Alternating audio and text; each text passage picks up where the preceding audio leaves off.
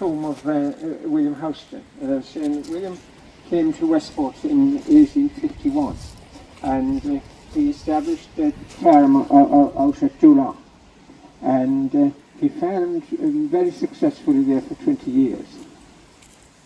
He established a new system of farming for the hills. He brought in blackface and Chevy sheep, and they were new to the country. And it was a complete new system for the people and for the hills as well. It wasn't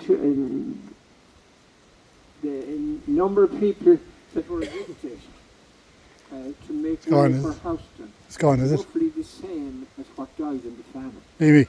It's gone. John was Yep. to make way for Houston as died in the famine. And there wasn't one word about these people that were dispossessed in 1851. Now Sligo gave them, these people, time to go. And on some of the, in the rent books, it's written in the margin for some townlands, will be let to Captain Houston next year, or has been let to Captain Houston. But those people were under orders to move, but they got time to find a place.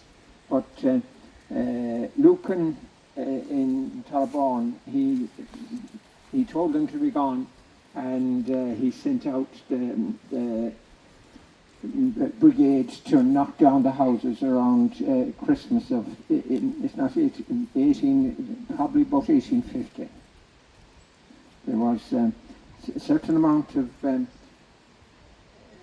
disagreement in the Lucan camp, and people weren't sure who was entitled to the rent.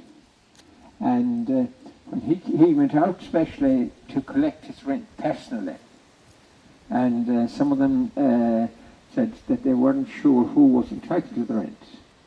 He closed his book and he told them they'd find out very shortly who was entitled to the rent, and they were all evicted at very short notice. At least Sligo gave people an opportunity to find another place.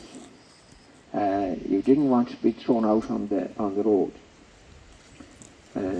My own great-grandfather was evicted from Crossmolina in 1850.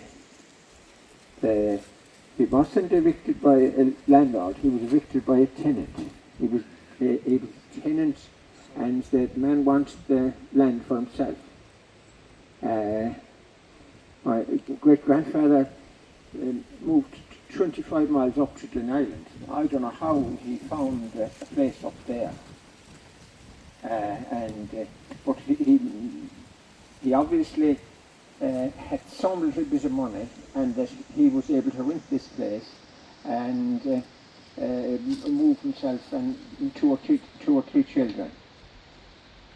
And it had been the same way with quite a few people in around Westport here, that some of them we know where they went to, but that's getting a bit away from Houston. There's an unusual inscription on the stone here, and it nearly seems to be more a military inscription than a family inscription.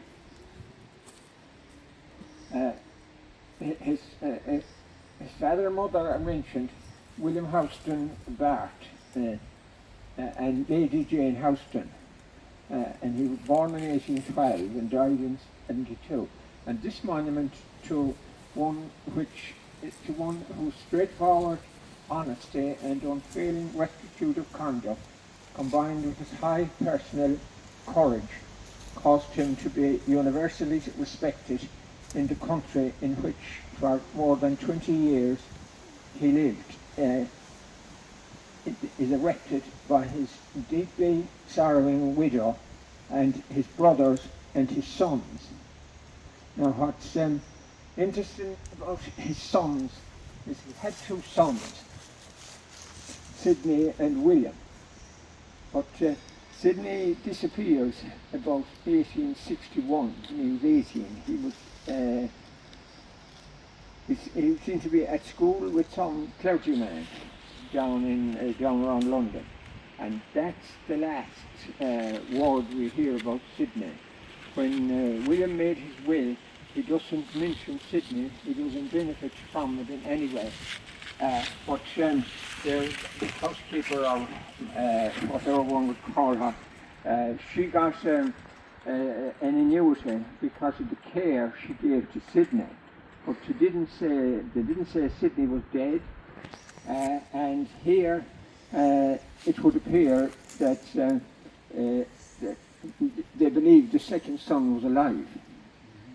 But Sidney is a bit of a mystery. He's not mentioned either in Matilda's will, when he would have been about, he'd have been about 40 when she died.